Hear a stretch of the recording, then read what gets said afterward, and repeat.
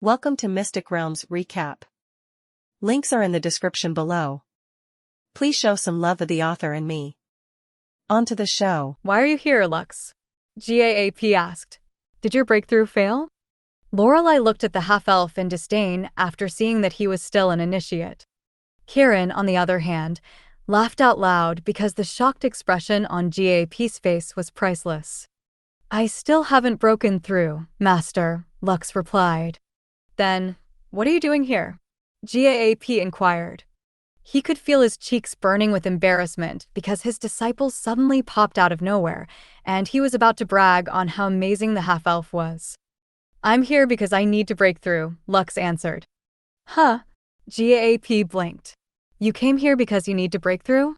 Lux nodded before shifting his gaze to the beautiful, young high elf who seemed to resemble his grandmaster, Hearswith. Are you Kieran's disciple? Lux asked. I am, Lorelei replied. Hurry up and become a ranker. Our masters had a bet on who would win in a battle between the two of us. Don't keep them waiting. Lux smirked after hearing Lorelei's words. The reason why I am here is because you have already become a ranker, Lux stated. You have made me wait for you for 2 weeks, so let's not keep on making everyone wait for our duel. Drackle, who was listening silently from the side, laughed before clapping his hands.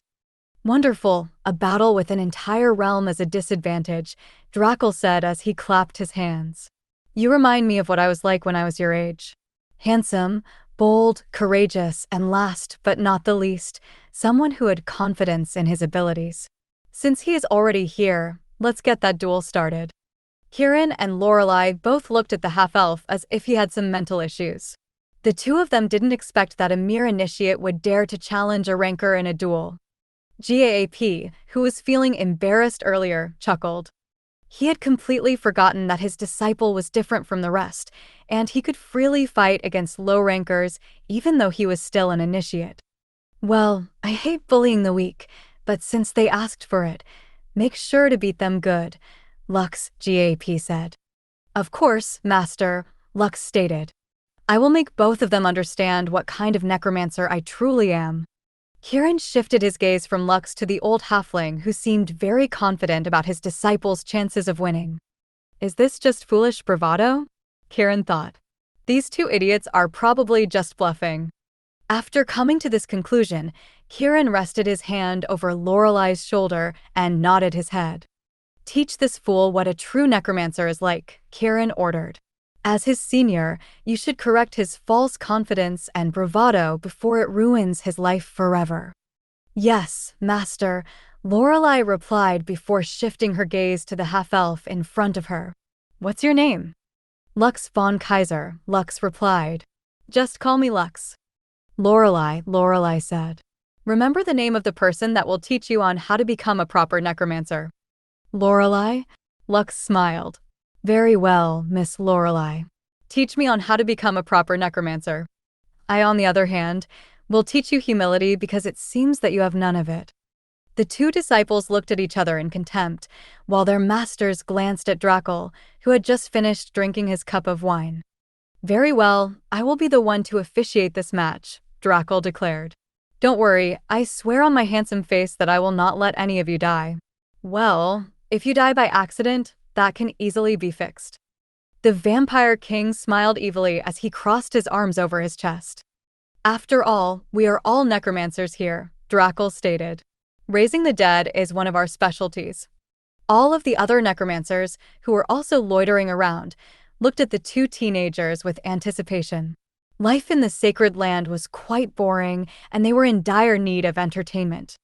Now that an opportunity to watch a duel between two young necromancers had presented itself, none of them would miss this opportunity to see how strong the next generation was. Hearswith, who was watching this battle from inside the world tree, started to hum. She had taught the half-elf everything she knew within the 2 weeks that they had spent together, and she was quite satisfied with the results. After seeing Lux's soul book, as well as the information about his subordinates, she was wondering how Kieran's disciple would be able to fight against the necromancer that she had personally trained. Lorelei, Hearswith muttered. I can sense my bloodline running through your veins. Perhaps you are the child or granddaughter of one of my sisters. I didn't think that there would be another necromancer born in our family." A moment later, the beautiful high elf chuckled. "Lux, you better not let me down," Hirswith said with a smirk. "Even if you are fighting against one of my family members, you shouldn't hold back and show them the fruits of your training with me. Show them the legacy I have left behind, and let the world know that even in death, no one can stop me from witnessing the results of my hard work." Hirswith was loud, and enchanting laughter spread inside her domain. She didn't know what she was looking forward to more, Lux's victory over Lorelei, or GAP's shocked expression when he saw Lux use the techniques that she had created in her lifetime. Both were very appealing to her, but more than anything else, she wanted to see Lux's breakthrough. The breakthrough that would take the entire world by storm. "Let's go to the Plains of the Dead," Drackle proposed. "That will certainly be the best place for this duel to take place." GAP and Kieran both nodded their heads in agreement. The Plains of the Dead was an open area inside the ancestral grounds where duels between necromancers took place.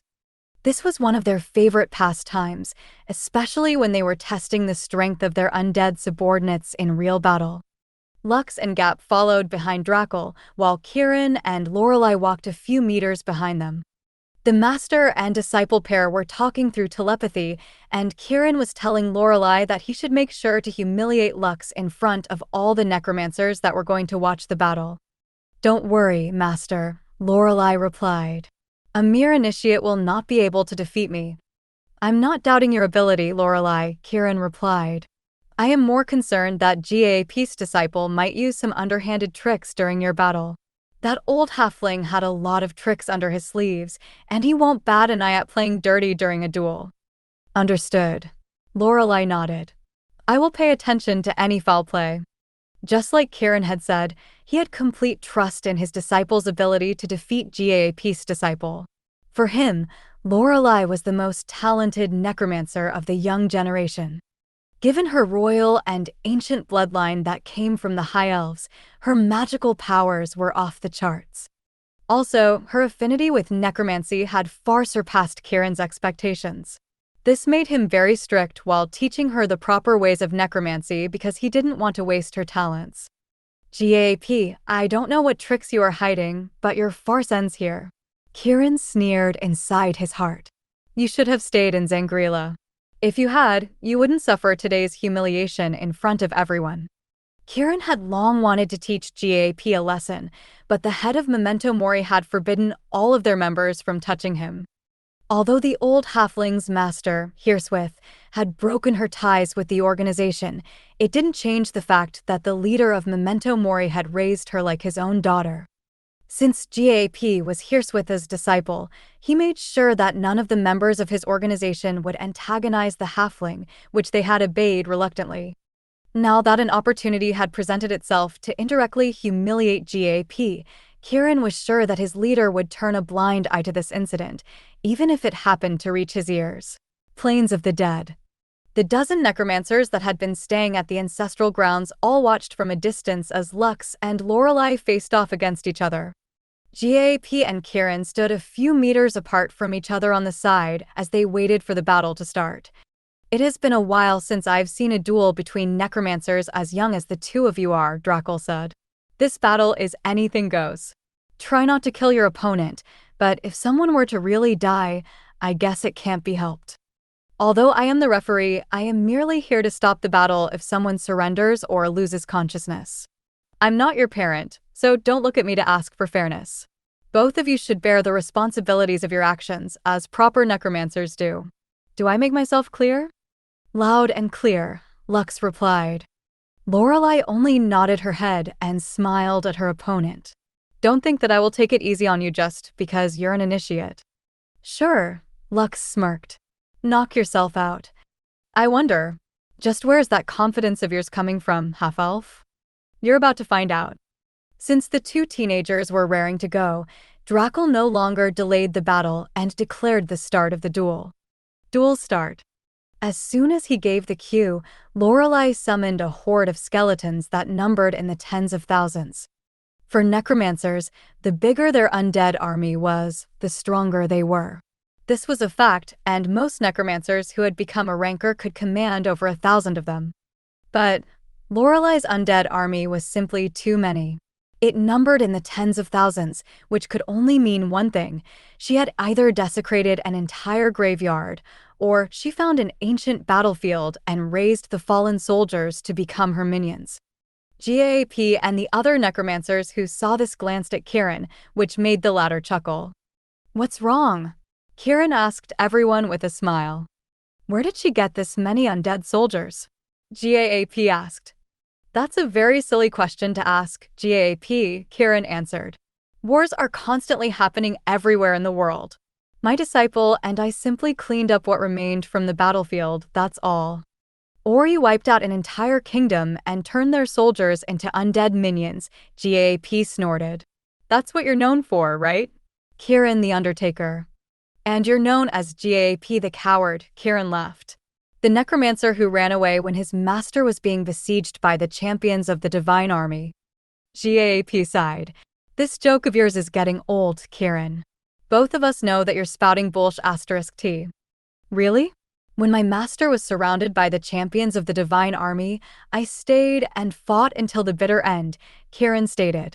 "Even if I had died that day, I would have not abandoned the person who raised me to be who I am today. You and I are different. You ran away, I didn't." This was the main reason why Kieran hated GAAP. When she was still alive, Kieran was taken care of for a time by Hirswith. Back then, he was very jealous of GAAP because his master was a very kind, gentle, and a beautiful lady. E/N. What? Everyone liked Hirswith, even the stubborn elderly necromancers of Memento Mori. That was why, when she decided to break ties with them, they all felt betrayed. However, none of them hunted her down and forced her to return to the organization. When they learned about her death, all of them raged and attacked the cities of the Divine Army. Even their leader, who was a supreme, shattered entire mountain ranges and killed countless members of the Divine Army as vengeance. Naturally, the Supreme of the Divine Army didn't stand idle, and 2 of them fought tooth and nail, destroying the surrounding lands and changing them forever. Both had been seriously injured and were forced to retreat and recuperate. However, the battle between the 2 sides never stopped. Finally, after seeing that continuing the battle was pointless, one of the elders of the Divine Army brokered a compromise with Memento Mori to stop the carnage. In order to compensate Memento Mori for their loss, the Divine Army ceded several important territories to the Necromancer organization, which put a stop to their battle. Since then, no large-scale battles between the 2 sides have taken place. But that didn't mean that there weren't small skirmishes every now and then whenever they met in the lands of Elysium. "That's a lot of undead," Lux whistled. "Amazing, the weakest are rank 4 monsters." His gaze then landed on the 6 undead creatures that stood beside Lorelai, all of whom were emanating a strong unholy aura. 5 Daimos and 1 Argonaut, Lux thought. They must be her named creatures. He was quite impressed by Lorelai's undead army, which made him understand why she was so confident in beating him. "Summon your army," Lorelai said in a challenging tone. "Let's see which one is better." "If you say so," Lux smirked as he raised his hand. "Arise." An army that was only a little over 1,000 appeared behind the half-elf, which was a stark contrast to what Lorelai had summoned. This made the other necromancers shake their heads, including Drackle, who thought that Lux would be able to give him a surprise. Actually, the number of skeletons that Lux currently had wasn't bad for an initiate of his rank. In fact, it was already good, considering he hadn't done anything underhanded like robbing graveyards, which would have increased the number of his army by many folds. Lorelai laughed internally after seeing the quality and quantity of Lux's summons. Just like her, the half-elf subordinates were all rank 4 monsters, with the exception of the named creatures that stood beside the half-elf, which were at least rank 5 monsters. Since Diablo and the rest of Lux's named creatures would always have the same rank as him, they were only rank 5 monsters. The same could be said for Bedivere, Zagan, and Revan. Only All Might, who was a Daimos-ranked monster, made Lux's army look somewhat decent. "This will be a one-sided massacre," one of the necromancers said. Maybe he thought that having one Deimos-ranked monster was enough to allow him to act arrogant, another necromancer commented. Perhaps he should have waited until he became a ranker before he challenged her. Maybe he would have stood a better chance after unlocking greater undead warriors. The other necromancers shared the same opinion as the first necromancer that commented. It was only GAP, knowing full well the level of Lux's true power, who arched an eyebrow. He's not summoning Leoric and his Wraith Knights? GAP thought. He's not even using his clones. Just what is Lux thinking? I guess I have overestimated you because of your cockiness earlier. Lorelei smiled. Is this the best you can do? No, Lux replied. But this is enough to play with you, little girl. Little girl? You called me little girl. What's wrong with being called little girl? I think it suits you nicely. The beautiful high elf's expression became as cold as ice. Her named creatures all glared hatefully at the half-elf who dared to belittle their mistress. Enough talk, Lorelei said as she pointed her delicate finger at the red-headed teenager in the distance. Off with his head. Immediately, her undead army surged forward like a tide. As per their master's order, they would obliterate the half-elf's undead army and present Lux's head to their mistress to appease her anger. Faced with countless undead that greatly outnumbered them, Lux and his army didn't waver. The half-elf simply crossed his arms over his chest and gave his order. It's gangbang time, Lux ordered. Immediately, Diablo, Ishtar, Pazuzu, Orion, Lazarus, Bedivere, Zagan, Revan, and All Might charged forward alongside Lux's undead army. Master, are you sure we can't show them that? Asmodeus rubbed his arms together as he intentionally touched shoulders with the half-elf, asking for permission to let loose. My Abyssal Legions still hadn't been tested. Isn't this the perfect time to use them? Do you want to bully that girl? Lux snorted. She is probably Grandmaster's relative. We shouldn't make her lose too badly. Master, isn't making her lose with just an army numbering a little over 1,000 much worse? At least, if we showed our Abyssal army, she would feel that her defeat was justified. Come on, let's do this.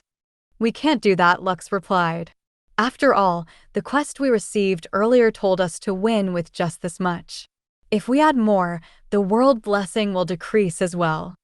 Asmodeus sighed before reluctantly nodding his head. Lux's rancor trial was only halfway finished. In order to get the world's blessing, 2 more conditions must be met. One was to fight against a necromancer that was a realm higher than him, and the other one was. Such a farce, Kieran commented as Lux's pitiful army charged forward to meet his disciples' undead legion. Fortunately, it will end soon. This was the collective thought of every necromancer, with the exception of GAP, who was currently wondering what his disciple was up to. Lorelei's undead legion all possessed the passive skill Unholy Aura. This aura increased their attack and defense by 100%. Lux's army, on the other hand, didn't have such a thing. In fact, only his named creatures and members of the Covenant possessed the Death God's aura. However, the good thing about this was that this aura could be shared by everyone in Lux's army. This was the reason why his regular undead didn't learn the skill. As long as one of the half-elf's named creatures activated it, they would gain this bonus as well. Show them what we're made of, boys. Pazuzu activated his Mad Lad Rush and advanced ahead of his companions. Mad Lad Rush. All of the elite spirit protectors did the same, forming a V formation, with Pazuzu in the lead. Shield Wall. Pazuzu ordered as he raised his legendary shield in front of him. Shield Bash. Shield Wall. Shield Bash. All the elite spirit protectors followed their leader and activated their skills at the same time, summoning giant blue tower shields in front of them, which they would use to ram the undead army who thought that they could trample over them and their master's army. When the 2 armies finally clashed, everyone thought that Lux's vanguard would instantly be annihilated. However, the exact opposite happened. As if having crashed against a steel wall, the advance of Lorelei's army came to an abrupt stop the moment they met Pazuzu's and the elite spirit protectors, Mad Lad Shield Bash combo. The vanguard of Lorelei's army were all sent flying as the tanks of Lux's army broke through their formation. Originally, this wouldn't have happened. But due to the special buffs that they received from Lux, all of them had been granted divine magic. This power allowed them to deal great damage to both the living and the dead. However, that wasn't all. The accumulated stat buffs they received from Death God's aura, Lux's title, Lord of the Dead, as well as the guild buffs of Heaven's Gate, allowed them to become a force that could be rightfully called Heaven's Army. What? Kieran, who didn't expect to see such a scene, gasped in shock. Divine magic? Since when did the undead have divine magic? Divine magic was one of the weaknesses of the undead. In order to counter this, powerful necromancers bestowed unholy aura to their undead, giving them the ability to resist their greatest weakness. However, no matter how much they resisted it to a certain extent, a weakness was still a weakness. Lorelai's unholy aura was nowhere as strong as the unholy aura of her master. Because of this, the divine magic that Pazuzu and his subordinates wielded negated the meager unholy aura she had at the moment of impact. They then broke through the undead army like a hot knife cutting through butter, making all the necromancers look at this with dumbfounded expressions on their faces. Suddenly, a loud roar erupted within the two armies, and Pazuzu was sent flying by the Argonaut-ranked Doom Lord, who was the strongest among Lorelai's subordinates. Her other Deimos-ranked subordinates also moved and stopped the advance of the other elite spirit protectors before proceeding to eliminate them one by one. At the same time, Diablo and the rest also arrived at the scene and immediately engaged the Deimos-ranked monsters in battle. All Might focused all of his attention on fighting the Argonaut-ranked monster, which was a realm stronger than him. Even so, the four-armed hero, who had a permanent devilish smile plastered on his face, didn't back down and gave it a smash. That gave Pazuzu time to recover from the surprise attack he suffered a while ago. A moment later, a scuffle, similar to that of a gang fight, ensued, with both sides throwing punches, kicks, swords, shields, and arrows at each other. To everyone's surprise, Luxa's small army was holding its ground against so many monsters, whose numbers were far superior than theirs. Wow! Drackle clapped his hands. Bravo! But how long will this last? Even though I can see that the half-elves undead are superior to Lorelai's, the number advantage is still something that can't be overcome so easily. While everyone was fighting, a baby slime was humming a tune. She was currently high above the battlefield and was perched on top of her flying blast bomb, whom she named Bomber. When she was directly above the bulk of Lorelai's army, Eiko talked to her papa through telepathy, telling him that she was going to do it. No, Eiko, Lux replied. Don't take out that giant skeleton bomb that you and Glee made. You might destroy the entire ancestral grounds if you do that. Eiko pouted. That was what she was planning to do, but after being reprimanded by Lux, she decided to not use her tactical nuke for the time being and switched to a smaller skeleton bone bomb. This skeleton bone bomb was of the same size that Asmodeus had used to bomb the palace of the Hakka dynasty. Whenever Eiko wasn't doing anything of importance, she would often summon her clones and her terrorist squad to have them make blast bombs. These blast bombs would then be enclosed in 2 to 5 meter tall skeleton bombs, which Eiko could use as a projectile whenever she wanted. After getting Lux's permission, Eiko opened her mouth wide and spat out 2 of those 5 meter tall blast bombs that descended from the sky with a vengeance. Lorelai, who noticed the sneak attack from the sky, threw 2 giant bone spears to pierce them. She didn't know what it was, but something was telling her that no matter what happened, she mustn't allow those 2 projectiles to hit her army. However, she had greatly underestimated Eiko's blast bombs. When the 2 giant bone spears collided with the 2 skeleton bone bombs, an earth-shaking explosion erupted hundreds of meters above the battlefield. This created a fiery shockwave that obliterated those that were directly under them, leaving the rest of Lorelai's army greatly injured from the blaze that spread above their heads. Lux's army, which was at the forefront of the battlefield, had been alerted beforehand.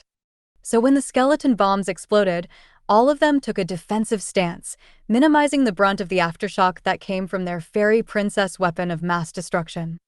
Lorelai was no longer smiling after the series of events that made her feel as if Lux was underestimating her. Seeing her expression, Kieran knew that his disciple was now about to get serious. "Congratulations, GAP," Kieran commented as he looked at his disciple, who was now about to show her true trump cards. "Your disciple has successfully made my disciple angry." GAP, who couldn't be bothered by Kieran's nonsense, merely responded with an "okay," making Lorelai's master snort. "I think you still don't understand the situation," Kieran stated. "If you think that this is the only force that my disciple has, you are greatly mistaken." As if to prove that Kieran was telling the truth, Lorelai raised her hand and a dozen Deimos-ranked octopaths appeared on the battlefield. They were the same monster that Lux had first fought in Elysium, which had given him a hard time back then. Lux and Asmodeus, who saw this, glanced at each other. "Looks like someone is going to have a field day." Asmodeus chuckled. Indeed, Lux smirked and gazed at his revenger, who had now summoned his clone. Orion had spent a lot of time dying against an octopath in Zangrila, raising his vengeance level to the limit. It didn't matter how many octopaths Lorelai possessed. All of them would suffer the same fate under the hands of Orion, who had died hundreds of times against the same monster that was now at the top of his kill list. With one defiant roar, Orion and his clone ran toward the tentacle abominations and stomped their feet on the ground before jumping high up in the air. Their fists, which were burning with divine wrath, smashed against the head of one of the octopath monsters, creating a giant hole in it, which made Lorelai and Kieran almost choke on their saliva. They couldn't believe that a Deimos-ranked alpha monster had been insta-killed by a rank 5 Jade Golem.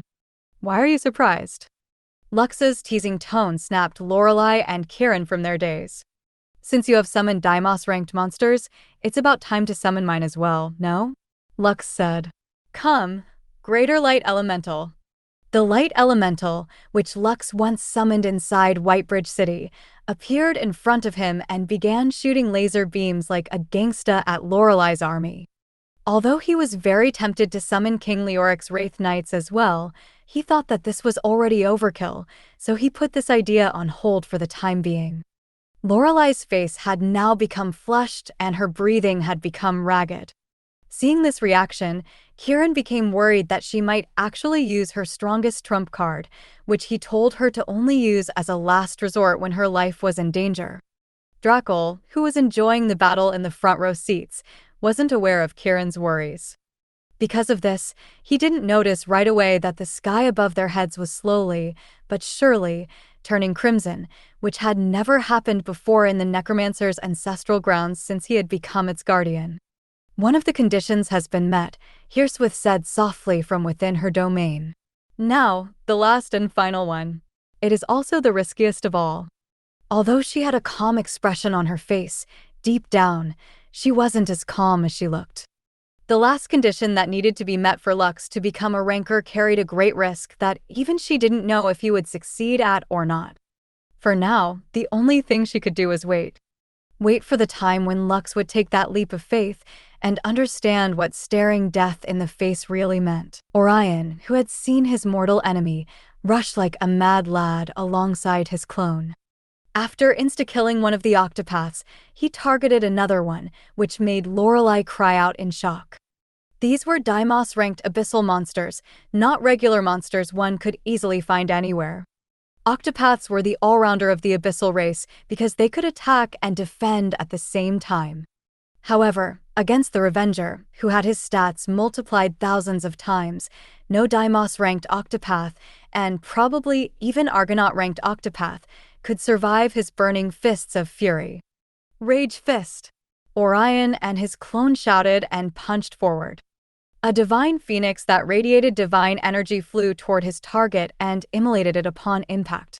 The octopath was only able to let out an ear-piercing screech before turning into ashes. "Impossible!" Lorelai gritted her teeth. How can this happen? Her earlier calm had now vanished without a trace. Before the battle began, she had all the advantages against Lux. Her rank was higher than his. Her army had higher numbers compared to his. Her army also had a higher rank than his. And yet, the outcome she envisioned was very different from what was taking place in front of her. Even her master, Kirin, as well as the other necromancers, couldn't believe what they were seeing. This was their first time seeing a rank 5 golem obliterate a Daimos-ranked abyssal creature as easily as if he was fighting against a common monster like a horned rabbit.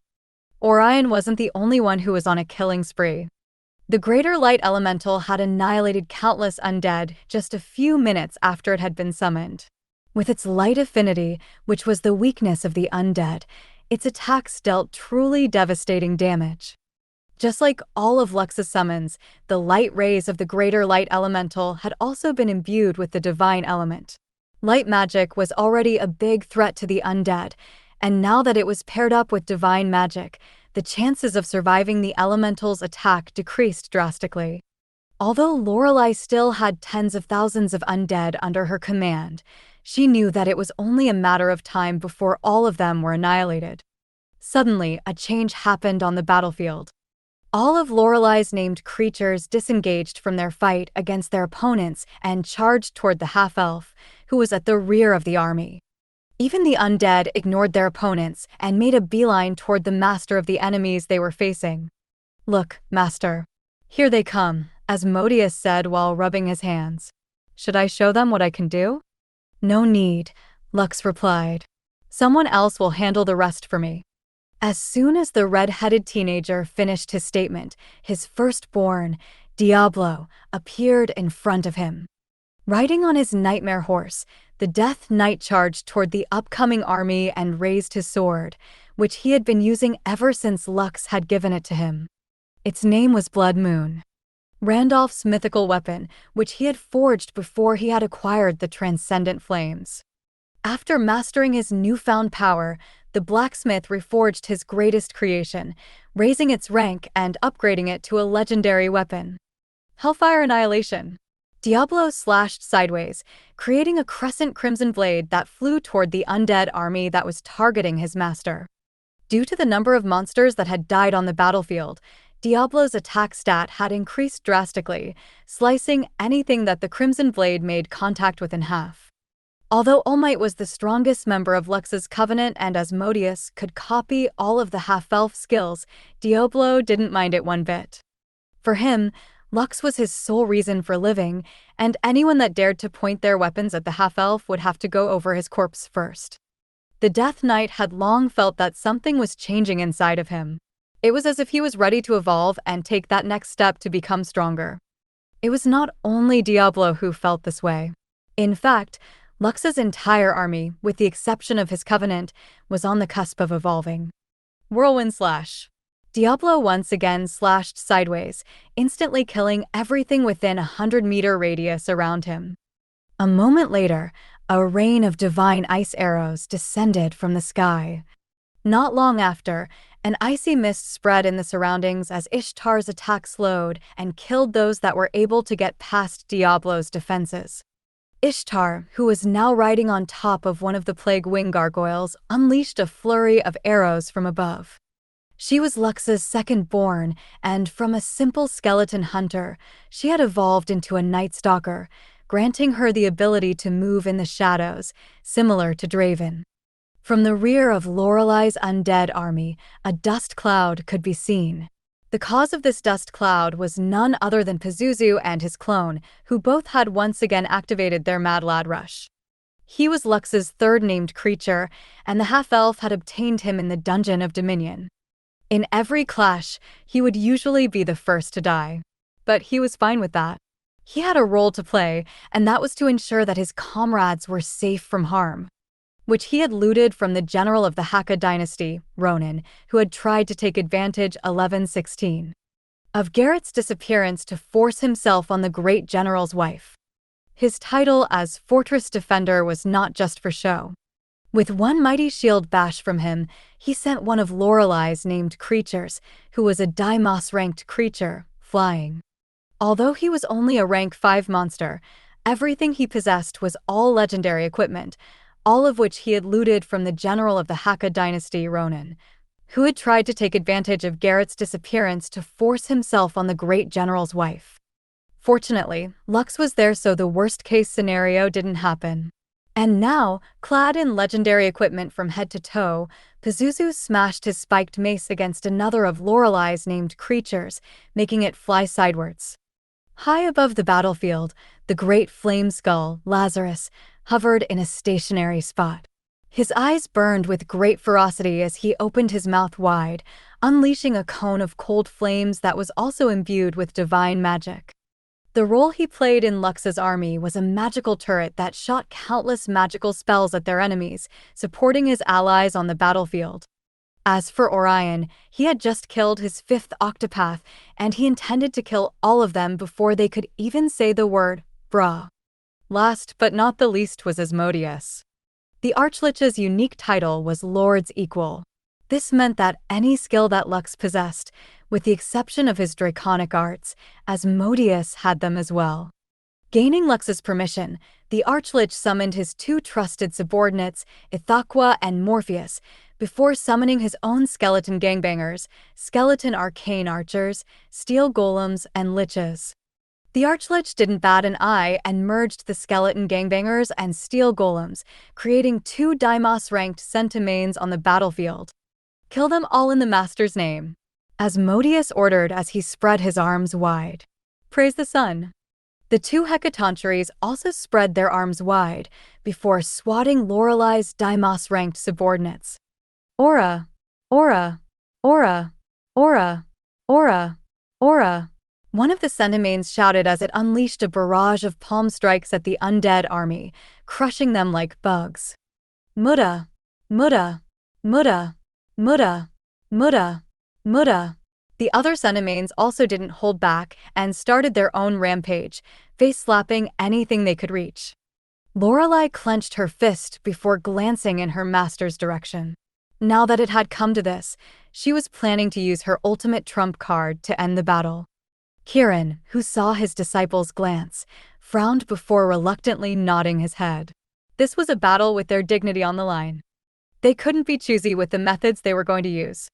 Just as Lorelai was about to unleash her trump card, something unexpected happened on the battlefield. That was a very interesting display of skill and power. You can die now. Drakel, who was watching the battle from the side, instantly appeared in front of Lux and stabbed his hand on the half-elf's chest, catching the red-headed teenager completely by surprise. "Why?" Lux asked as blood dripped from the corner of his mouth. He didn't expect the guardian of the ancestral ground to attack him while he was busy dueling Lorelai. "It's because you are someone who mustn't exist," Drakel stated coldly. "I didn't sense this earlier, but now I can sense it fully. Your existence here in the sacred lands is destroying it from within. If I allow you to break through as a rancor, this place would collapse, and the holy land of the necromancers will be gone. Don't worry. I will at least give you a proper burial ground here in the ancestral grounds. That is the least that I can do for you." Without another word, Drakel crushed Lux's heart, destroying it completely. The last thing that Lux had heard and saw before darkness overtook him was Gap's furious cry of anger and despair, as well as Antero's gigantic form towering behind Drakel. "I'll kill you," Gap roared as he ordered the Golem of Destruction to annihilate the guardian of the Necromancer's sacred land, who dared to kill his disciple before his very eyes. Drakel pushed Lux's body to the side before shifting his gaze toward the towering giant who was now headed in his direction.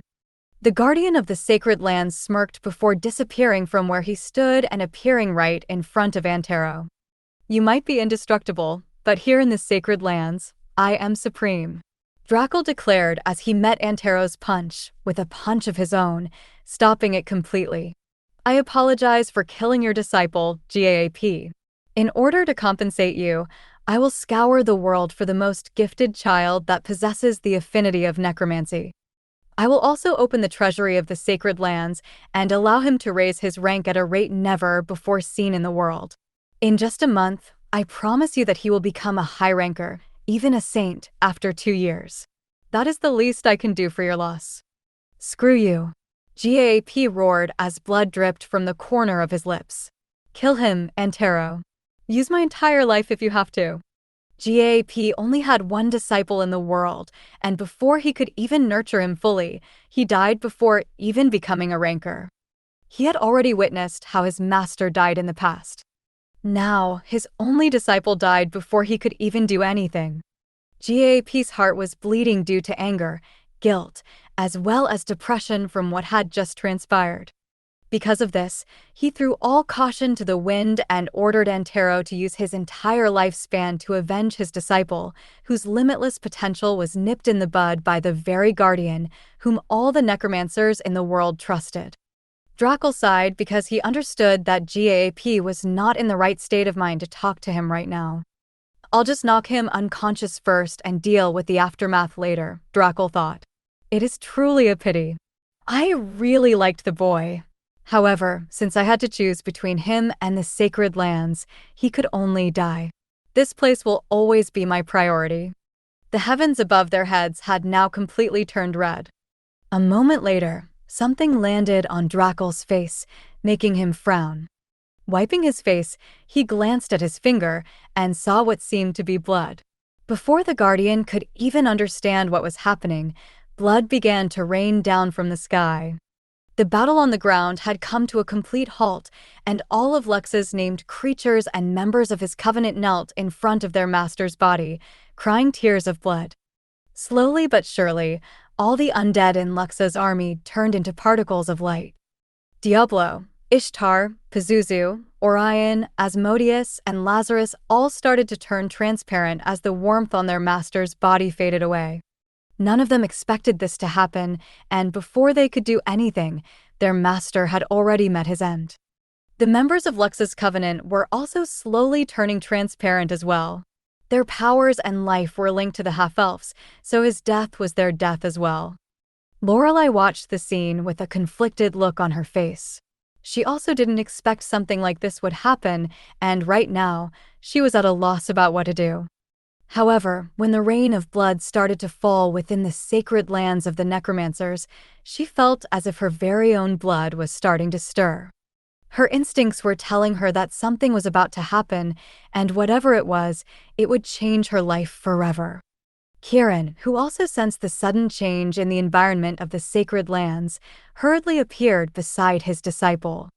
He was also shocked by the fact that Drakel had killed a junior, a necromancer from the young generation.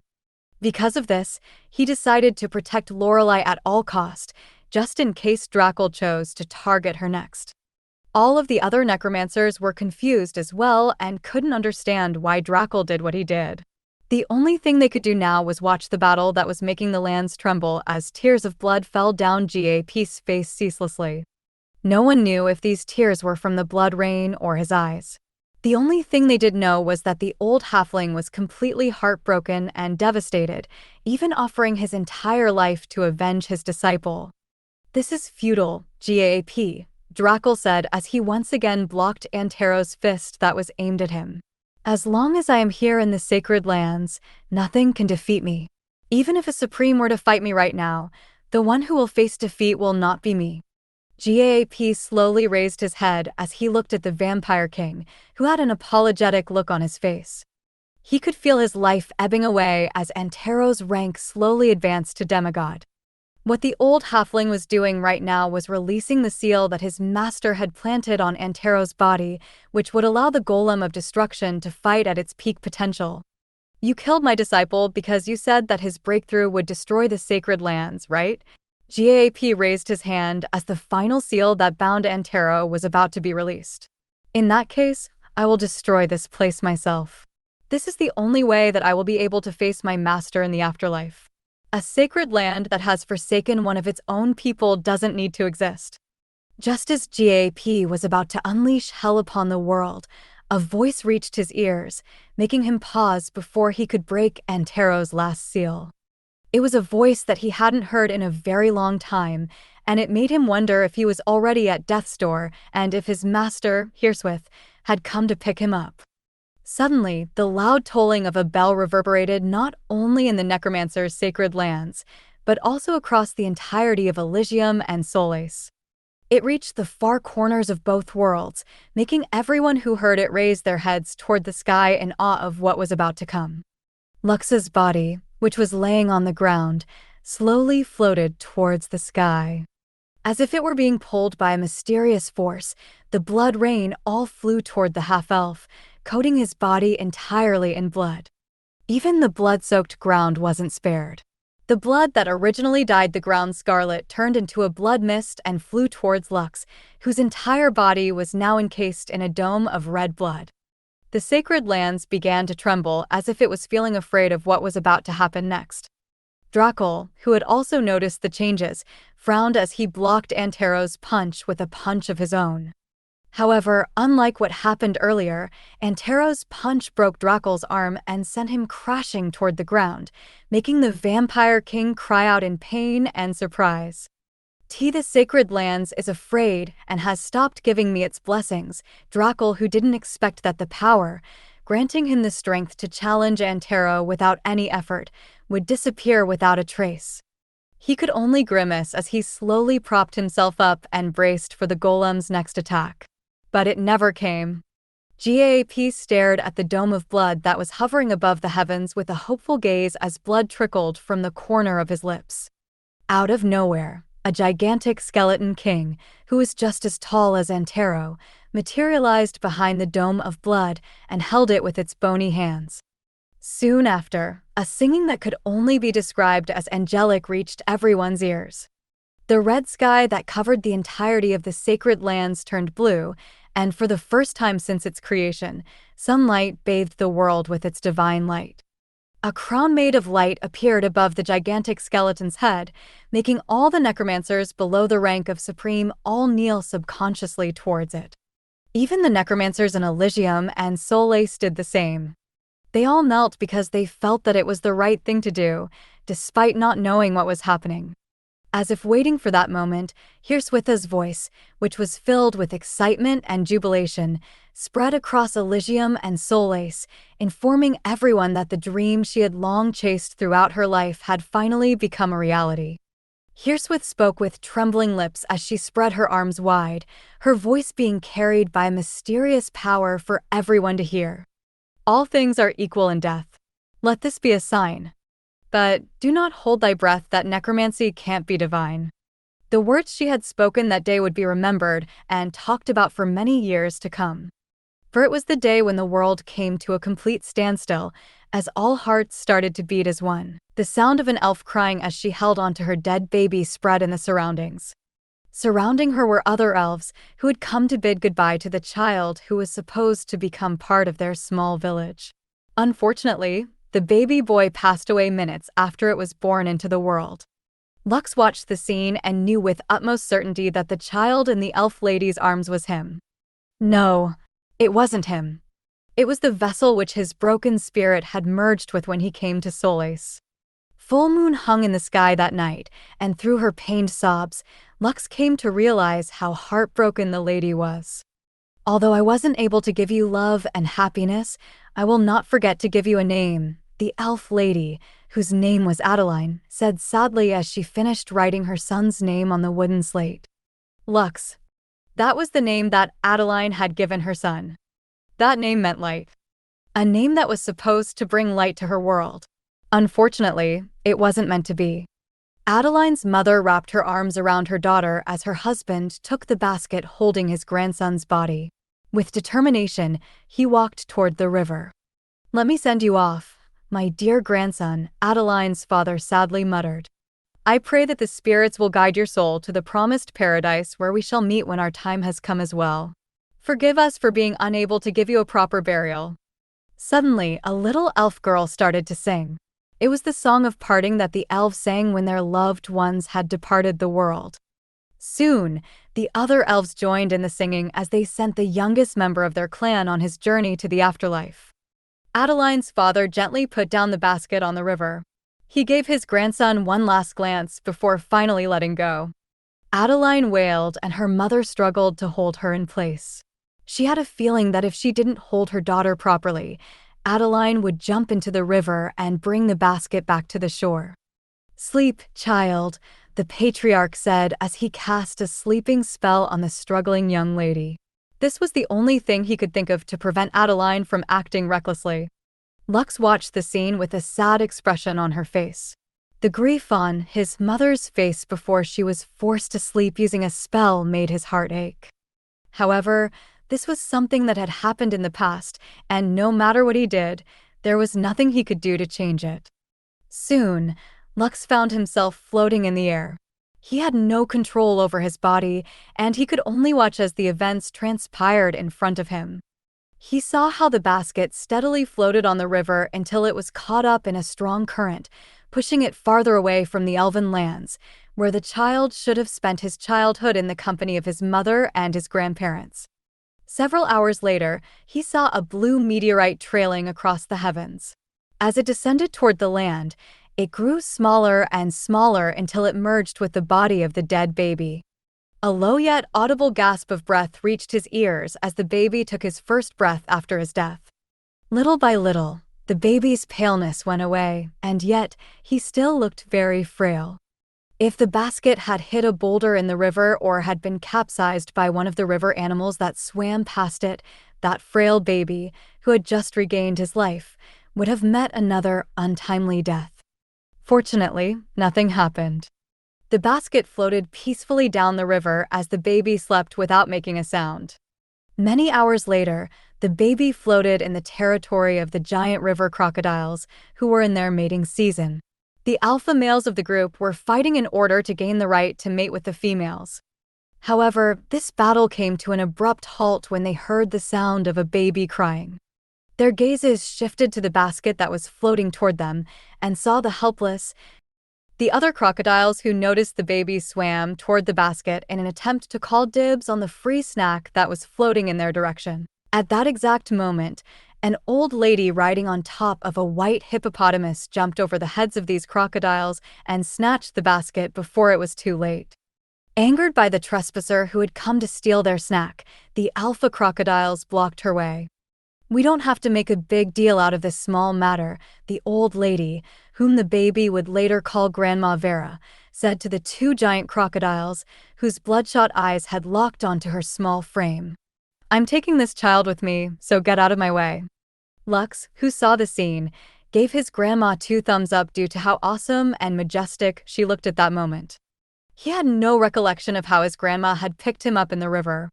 Whenever he asked her, she would just say that she was riding on Sophie's back, White Hippo, and happened to see Luxa's basket float past her. Since she couldn't abandon him, she decided to take him back to the Wild Guard's stronghold and raise him as her own grandson. The 2 alpha crocodiles didn't listen to her and charged in her direction. When they were only a few meters away from the white hippopotamus, Vera moved one of her hands erratically, and 2 battle dolls smashed their fists against the 2 crocodile snouts, which sent them flying backward. Seeing what happened to the 2 strong males, the rest of the crocodiles scattered like wild ducks hearing a gunshot, creating waves on the river's surface. "Don't cry, little one. You are safe now," the old lady said. She then used her finger to lightly caress the baby's cheeks in order to calm him down. Perhaps it was a coincidence, or perhaps it was because of the baby's natural instinct, but the moment his face was touched, his small hands reached out to hold the finger that was caressing his face. This scene looked very endearing, and Lux could feel something warm spreading inside his chest, making him eternally grateful that the one who picked him up in the river was the kind old lady who raised him with great love and care. "Let's go, Sophie," Vera said softly. "Let's go home." A teenager. Although this process of watching his own journey took years, time seemed to not, and home they went. The place where he grew up, the Wild Guard's stronghold, would be his home for the next 16 years of his life. Lux watched how the frail baby grew up from a baby, to a toddler, to a boy, and finally a teenager. Although this process of watching his own journey took years, time seemed to not matter to him. It was as if he knew on a fundamental level that even if he watched his entire life from the moment he was born up to the present, it would only be a short span of time in the real world. With no such worries, Lux laughed, cried, and got angered as he relived his life all over again. He even felt his cheeks burning from hearing the cheesy words he had said when he made love to Iris and Kai when he spent nights with them. After an unknown amount of time had passed, the scene changed to Lux fighting against Lorelei. He could even see the shocked expression on his face when Drackle had stabbed his chest and crushed his heart without even batting an eye. Lux saw the anguish and despair on Gaap's face as he summoned Antero in order to avenge him. Seeing how his master had offered his life in order to make the Vampire King pay for the crime of killing him, Lux felt heartbroken, and the tears poured from his eyes like rain. At that exact moment, Lux felt as if a jolt of electricity was running down his spine, triggering changes in his body that he had never felt before. Suddenly, he felt like he was being drawn back into his body and once again fell unconscious. However, for some reason, he didn't feel afraid. His Grandmaster's voice reached his ears, telling him that everything was going to be fine. Then he heard the singing of angels, which was like a lullaby, making him fall into a deep and peaceful slumber. However, as he was being drawn to sleep's embrace, he once again heard Hirswitha's words that were filled with joy and strength. All things are equal in death. Let this be a sign. But do not hold thy breath that necromancy can't be divine. Those were the words that he heard before he closed his eyes and slept. He had a feeling that the next time he opened his eyes, he would see the Necromancer's ancestral land in a different light. A land that would soon tremble after feeling his potential might. Barbados Academy. Father, could it be? Iris asked with trembling lips as she looked at her father for confirmation of her guess. The possibility exists, Alexander replied. I wouldn't be surprised if this has something to do with Lux, but something feels off. This is something that I never felt before. What do you mean, father? I really don't understand it myself. But for some reason, I feel like a new era has come. A great change will happen in the world. However, I am unable to tell if this change will be good or bad. All I know is that as a saint, I could distinctly feel that this event is the trigger for something profound. Saints and Supreme were beings that were able to understand the laws of the world and use them to their advantage. However, Alexander could feel that a new law was about to be born, and this law would change long-standing beliefs that many thought were set in stone. A moment later, Iris' body stiffened as she fell into a trance.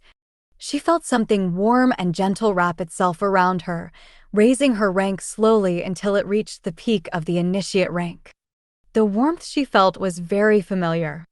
It was the same warmth she felt when Lux hugged her from behind after their lovemaking, making her feel as if she was the happiest and luckiest girl in the world. Rowan Tribe. Kai looked up at the heavens and transformed into her human form. She was wearing the dress that Lux had given her before they parted and asked her to do her best to always wear clothes even when she was in her boar form. The only one that has the right to see you naked is me. So, make sure to wear clothes to prevent any accidents from happening. Those were the words that Lux had told her before giving her a farewell kiss. Currently, she was undergoing her rancor trial, and the fluctuations in the heavens were also affecting her breakthrough. Kai felt as if the laws of the world were holding her in a gentle embrace, making her feel loved, safe, and secure. She surrendered herself to this feeling as the spirits around her danced happily. For a brief moment, she felt connected to her distant fiancé, who was currently in Elysium. And through that connection, she reached out her hand and held onto a promise that would change her life forever. Kingdom of Guelevin. Aina, who was meditating, suddenly transformed into her angel form. She didn't know why, but she suddenly thought of the handsome half-elf whom she had kissed weeks ago. Back then, she didn't think much about the kiss and only did it because she felt that it was the right thing to do. However, since then, Lux would often cross her mind. Colette's nonstop remarks of "Big sister," "Big brother is so cool," "awesome," "amazing," and "handsome."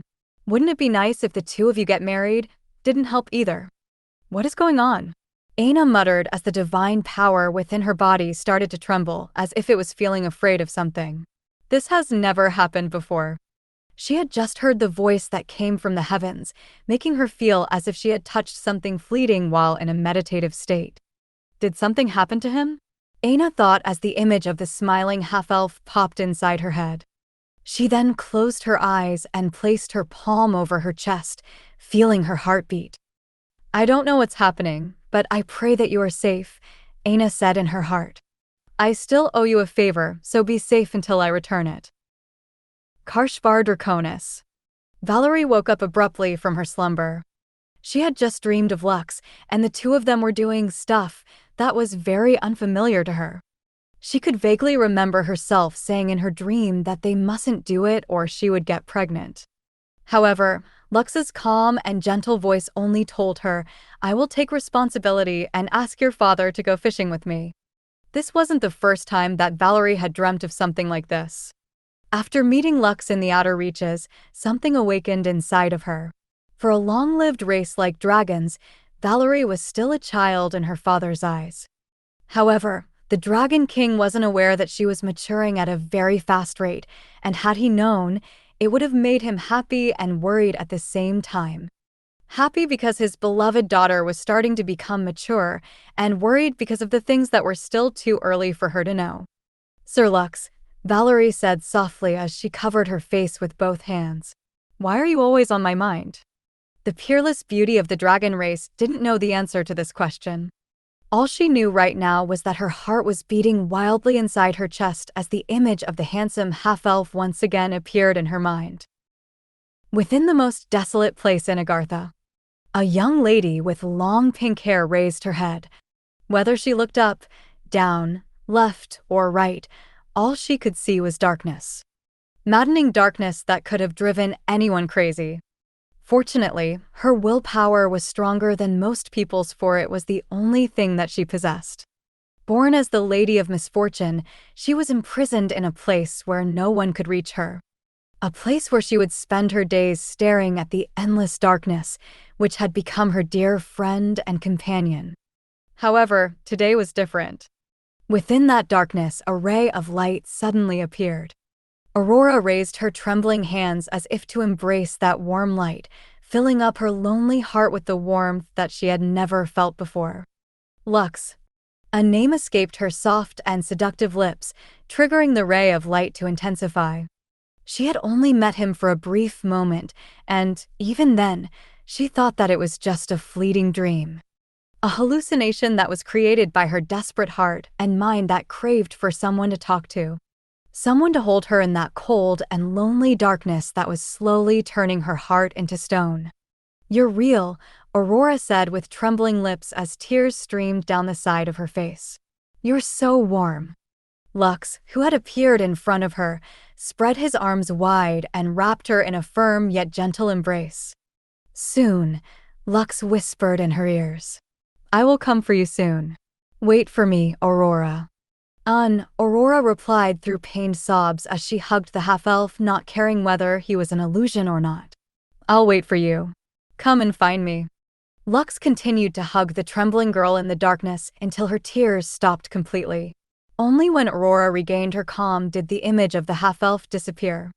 When the ray of light vanished and she was once again wrapped up in darkness, Aurora saw two sets of eyes glowing beside her. "Who?" Aurora asked as her eyes slowly adjusted until she saw two small skeletons that were only 2 feet tall standing in front of her. One of the miniature skeletons opened up its mouth, creating clicking noises as if answering Aurora's question. "Your master sent you here to keep me company?" Aurora asked once more, making the two skeletons nod their heads. "What are your names?" Aurora inquired about her two guests, whom she had never seen before. The two skeletons once again made clicking noises, which made the pink-haired beauty smile. "You don't have names? Very well, I will give both of you names," Aurora said with determination. "From now on, your names will be Zane and Zeke." The two little skeletons jumped happily and made clicking noises. They liked the names that Aurora had given them, and with this, their contract with her was officially set in stone. Amidst the darkness, the lonely girl that had been forsaken by her kingdom no longer felt alone. For there were two little skeletons who would talk to her and keep her company. The anxiety and worry that she had been bottling up for the past few years rose to the surface. Aurora cried, not holding back her voice. Her pained sobs echoed within her dark prison. However, this time, 2 skeletons were there for her. As if telling her that everything was going to be fine, they both gave her a hug. Aurora hugged them back, and the 3 of them huddled in the darkness. She was the Lady of Misfortune, who held all the bad luck in the world. But on this day, she found 2 new friends who were unaffected by her curse. Friends that would stay by her side forever, ensuring that she would not be lonely for the rest of her life. An hour had passed since Hirswitha's words rang out across the entirety of Solais and Elysium. The normal people found this event quite intriguing, and they were merely reminded of the mythical guild, Heaven's Gate, whose name had also been announced through every corner of both worlds. However, for the true powerhouses of the world, namely the Saints and Supreme, this announcement made them all feel that something was about to be born. They were not thinking of a child being born or anything of the sort. What they were feeling was that a new law of the world would be born, which would either be a good or bad thing and definitely world-changing. Similar to the law of gravity that kept everyone's feet firmly planted on the ground, the new law would always remain active. That was what worried these powerful beings. Like the Saints and Supremes, sentient creatures that had stepped into the ranks of Calamity and Demigod could also feel the upcoming change. As for those who stood at the top of the world, they weren't too worried that these changes could threaten them. However, there was always a first for everything, and this new law that was being created would soon be put to the test. Inside the conference room of the Divine Temple of Light, all the champions of light had stopped whatever they were doing and hastily headed to their headquarters in order to discuss the current situation. "I can't be wrong," a High Templar said with a solemn expression on his face. That was Hirswitha's voice. One of the elders of the Divine Army of Light also nodded his head in agreement. "Did she survive?" the elder asked. "I wasn't there when she was hunted down. I thought she was dead all these years." "She is dead," the High King of Lunaria, who was also one of the champions of light, stated in a firm tone. "I was the one that killed her. I even made sure to burn her body to ashes so she wouldn't be able to revive herself in any way possible. I was also there when it happened," the old priest seated opposite the High King commented. "I even cast a purification spell on the ashes in order to ensure that she would stay dead." And yet, we hear her voice, the one who was seated at the very center of the conference table said in a cold tone. "Unless all of us hallucinated at the same time, there is no mistake that it was Hirswitha's voice." "Your Excellency, I was sure that I killed her," the High King stated. "There were 12 others in this room who had been with me at that time. They were the ones who helped me seal her. Although her disciple escaped, we are certain that she is dead and would never revive."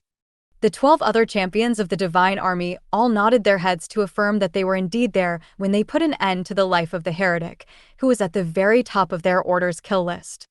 Ever since her death, the top spot had been occupied by her disciple, GAP, who commanded the Giant of Destruction, Antero.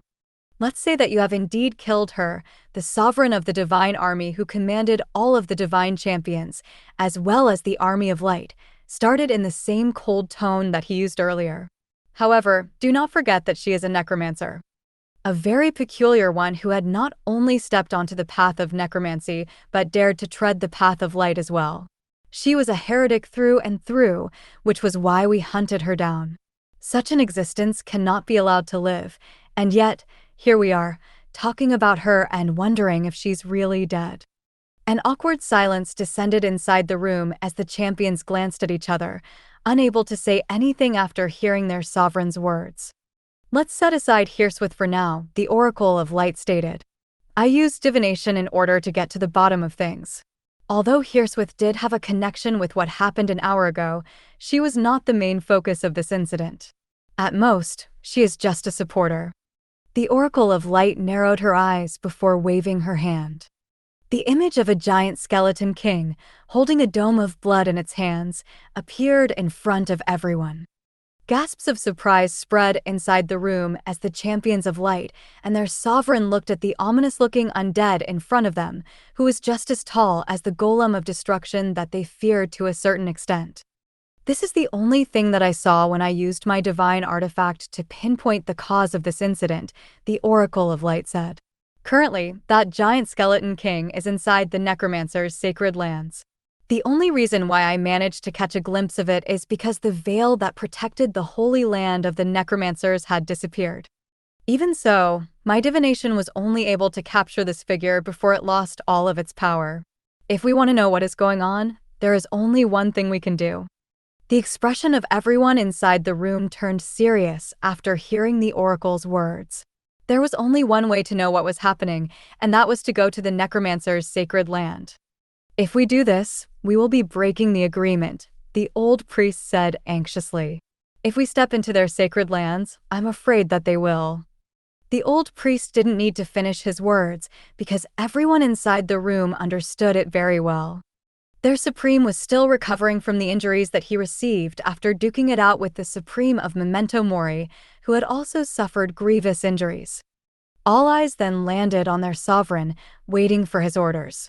As the one currently taking the place on the seat of light, only he could command them. The Sovereign of Light pressed his hands together and closed his eyes. This lasted for 2 full minutes before he opened them again and gave his decree. Go to the Necromancer's sacred lands, but don't do anything rash, the Sovereign stated. However, just by looking at that giant skeleton king, I have a feeling that the dome of blood in his hands contains the root cause of this event. Also, since Hirswith has a connection with this matter, this could only mean one thing. The Sovereign of the Divine Army then enunciated 2 words, which made all the champions draw in cold breaths. Heaven's Necromancer. The oracle sighed before shaking her head bitterly. It is very possible that you are correct, my sovereign, the Oracle of Life commented. Perhaps inside that dome of blood, a new heretic will be born. However, there is one big difference. While Hirswith didn't succeed, this one might. Then, there is only one thing to do, the High King that killed Hirswith said with determination.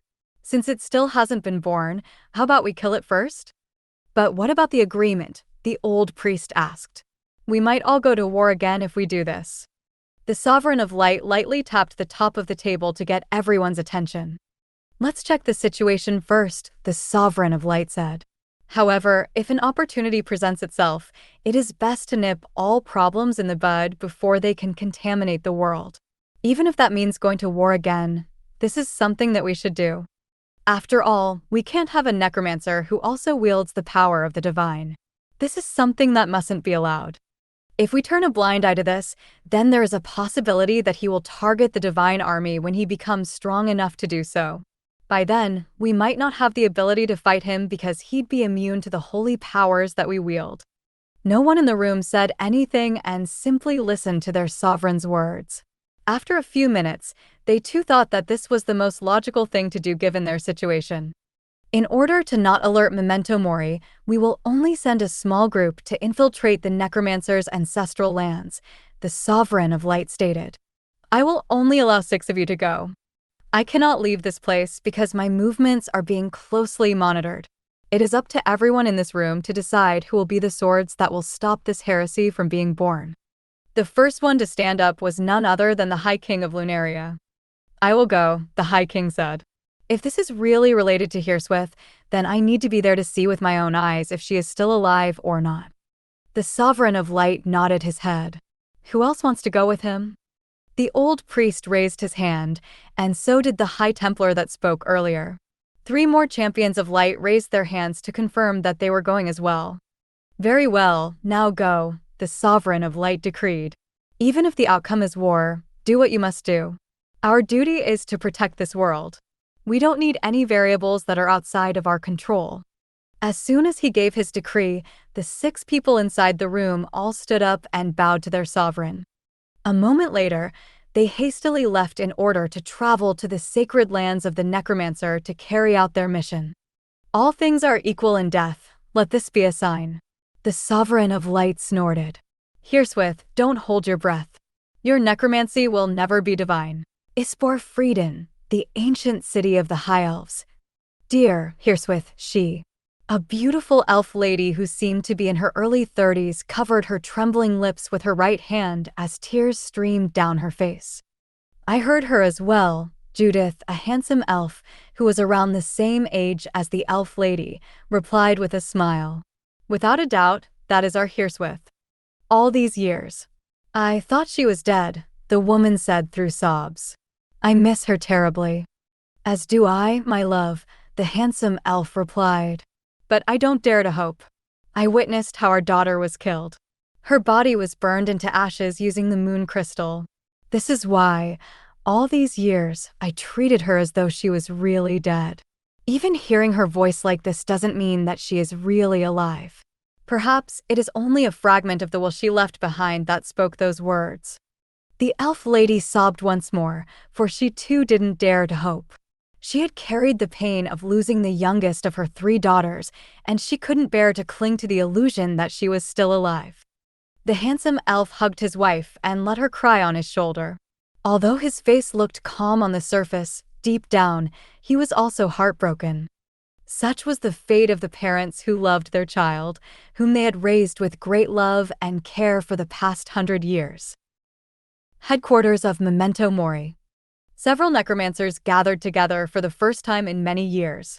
There was only one reason for their gathering, and it was none other than to discuss what was currently happening in their holy land. I have just talked to Drakel, and he confirmed that the ancestral ground temporarily lost the power that protected it, an old man with a wrinkled face stated.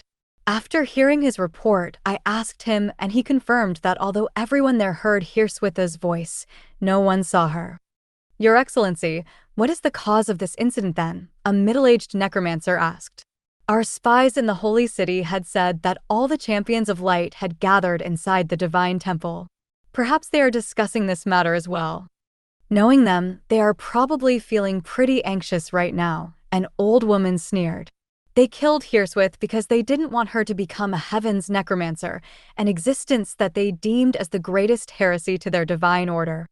Knowing their sovereign, he is probably thinking of infiltrating our holy land to better understand the current situation, a handsome necromancer with blue hair and eyes said. But they also know the consequences of doing that. It seems that they are prepared to wage war on us once again. The question is, are we ready for war?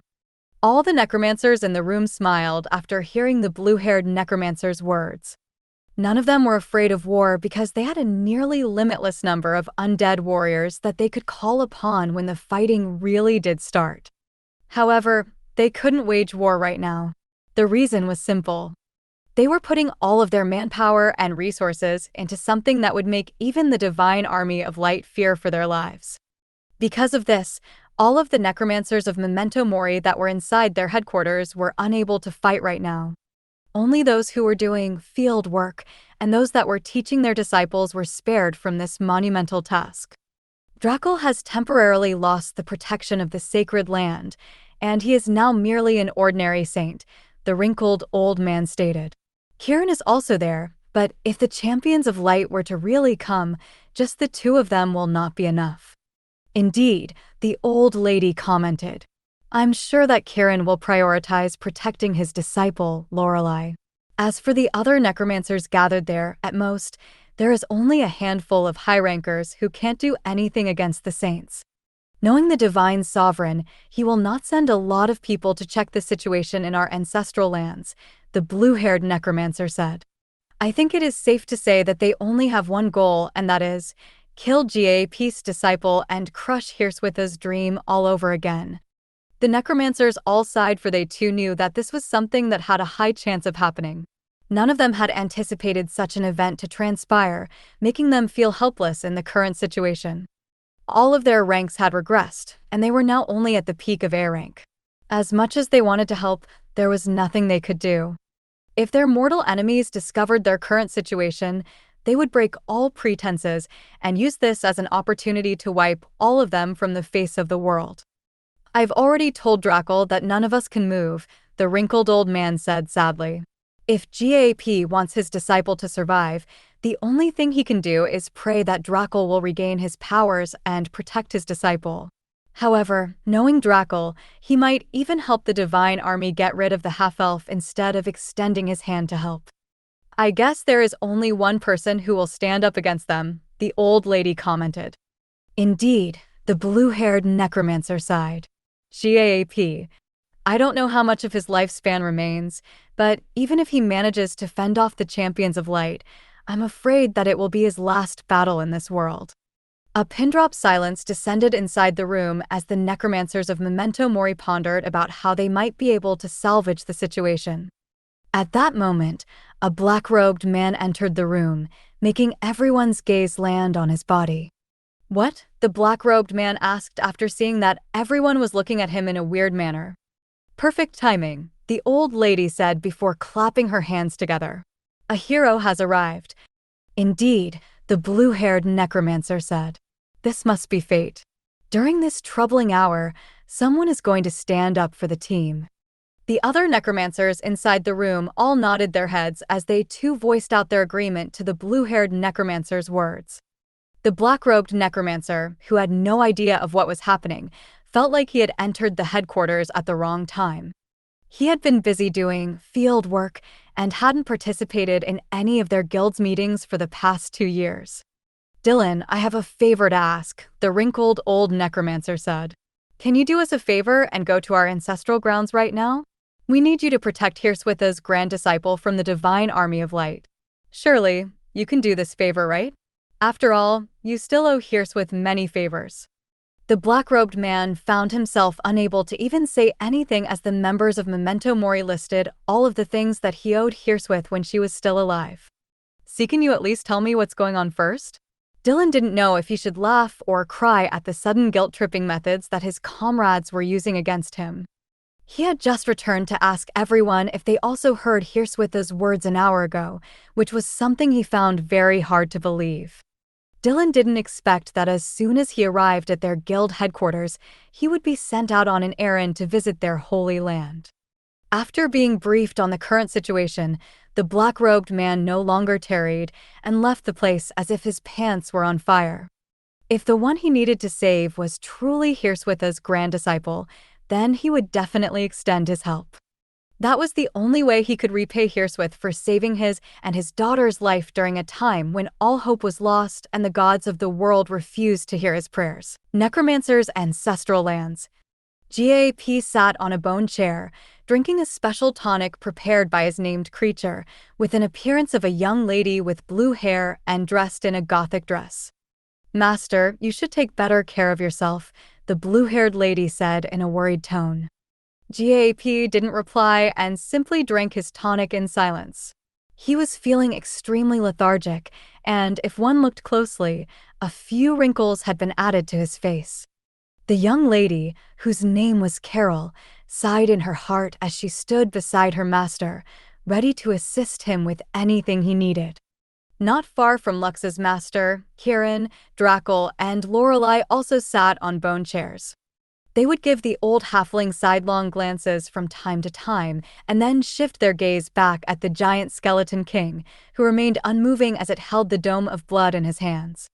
The situation right now was completely unexpected, since nothing like this happened in the past. Because of this, they were unsure about what was going to happen next. The only thing they knew was that they had no intention of leaving until this incident came into fruition. "Do you still not feel the blessing of the ancestral ground on you?" Kieran asked Drackle, who was sitting with one of his legs on top of the other. "No," Drackle replied. "In fact, I don't feel the power of the ancestral grounds at all.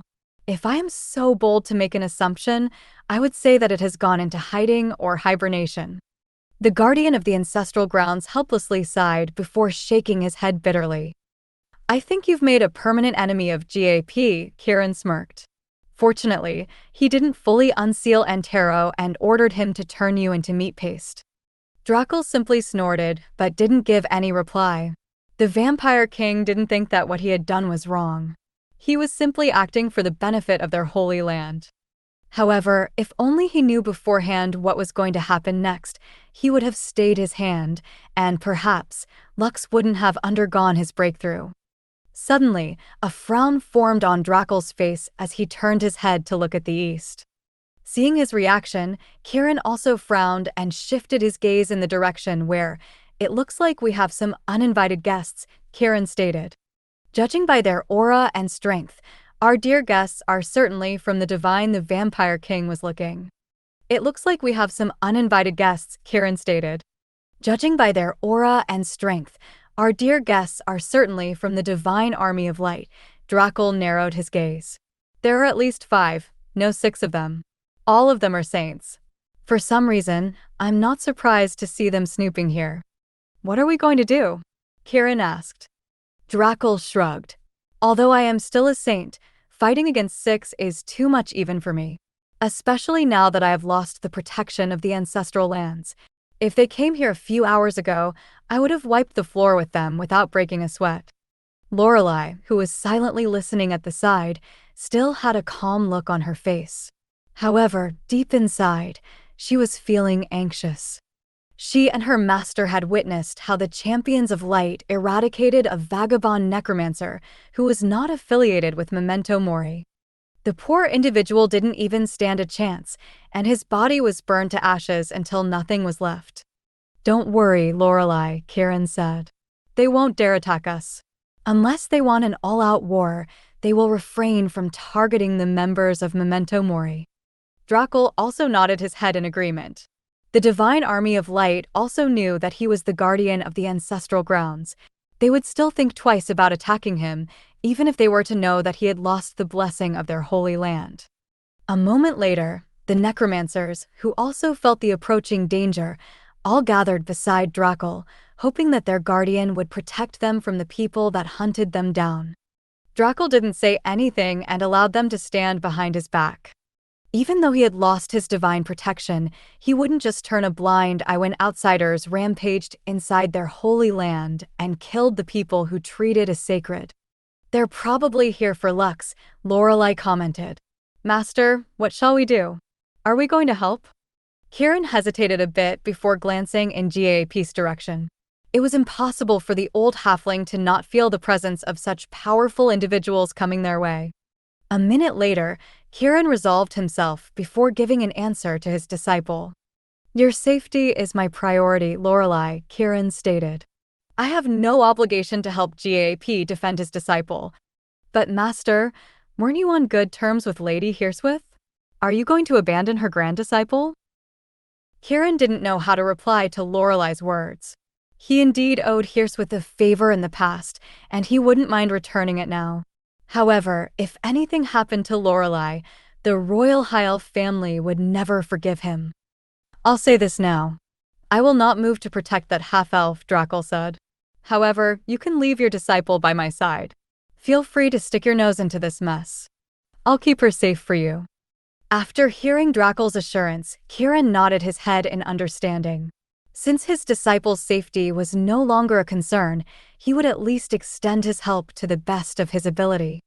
That is the least he could do for everything that Hirswith had done for him. GAP, who had been silently drinking his tonic, handed the empty bottle to Carol. He then stood up from his bone chair and lightly tapped his walking stick on the ground. A moment later, his covenant appeared by his side, composed of 13 individuals, including Carol. All of them stood behind their master with their weapons drawn, ready to fight at a moment's notice. Antero had also materialized behind them, towering over the old halfling, making GAP look like an ant in comparison. Half a minute later, 6 people landed hundreds of meters away from GAP. They glanced at the giant Antero before shifting their gaze at the giant skeleton king, who looked exactly like the projection that was shown to them by their oracle. They had sped up their journey as much as they could in order to destroy the heretic that was about to make his breakthrough. So, what are the dogs of the Divine Army doing in our domain? GAP asked in a challenging tone. Are you here to bring gifts to my disciple? The High King of Lunaria sneered after seeing Hirswith's disciple, who had managed to escape the purge that they enacted several years ago. So that is your disciple? The High King asked. Hirswith's grand disciple? The one and only, GAP replied. Good. The High King nodded his head. We've come to bring him and you the greatest gift in this world, and that is none other than death. Oh! GAP arched an eyebrow. That's fine with me. I've been wanting to see you after all these years. Fortunately, I no longer have to expend any effort in looking for you. I will make you regret the day you killed my master, High King of Lunaria. Make me regret? The High King sneered. I have no regrets. If I can't have Hirswith, then no one else can have her. Killing her was the best feeling ever. GAAP's face became distorted with anger. He then pointed his finger at the High King of Lunaria before giving his order. Kill everyone except for him, GAAP ordered. I will personally end his life and offer his soul to my master's grave. As soon as he gave the order, all of GAP's named creatures sprang into action. They charged at the 6 saints without even batting an eye, despite the fact that they were several realms weaker than their targets. Since their master had given his order, they would complete it without fail, even if they had to resort to foul means, allowing the old halfling to get his vengeance. Thank you for watching Mystic Realms Recap. Please like, share, and subscribe. Have a great day.